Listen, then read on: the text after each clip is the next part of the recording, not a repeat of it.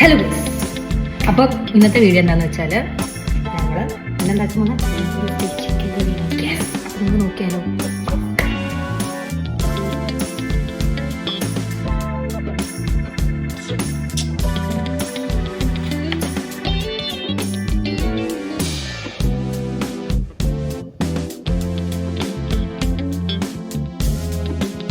നമ്മുടെ എണ്ണ തിളച്ച് കഴിയുമ്പോഴത്തേക്കും നമുക്ക് ഉള്ളി, തക്കാളി, പച്ചമുളക്, ഇഞ്ചകാളി പേസ്റ്റ് എല്ലാം കൂടെ വഴറ്റി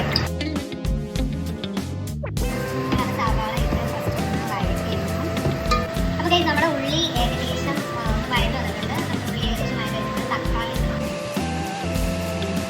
നല്ല പോലെ വഴറ്റി പച്ചമുളക് 2 പച്ചമുളക് കട്ട് ചെയ്ത്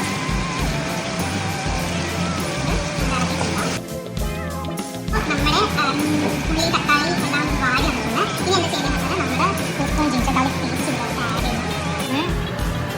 കുറച്ച് മഞ്ഞൾപ്പൊടി ഇടാം, 2 ടീസ്പൂൺ മല്ലിപ്പൊടി, ചിക്കൻ മസാല 1 ടീസ്പൂൺ കുരുമുളക് പൊടി, കുറച്ച്